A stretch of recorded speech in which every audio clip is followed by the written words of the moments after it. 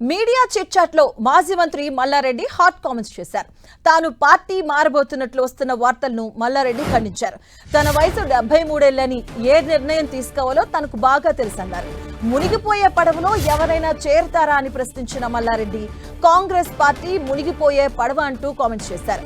11 ఏళ్లు కాదు 50 ఏళ్లు కాంగ్రెస్ అధికారంలో ఉంటుందని సీఎం రేవంత్ రెడ్డి చెప్పినా ఆ పార్టీ మునిగిపోయే పడవే అన్నారు. అలాగే గ్రౌండ్ లో ఎవరు బలంగా ఉన్నారో అందరికీ తెలుసునని మల్లారెడ్డి కామెంట్స్ చేశారు.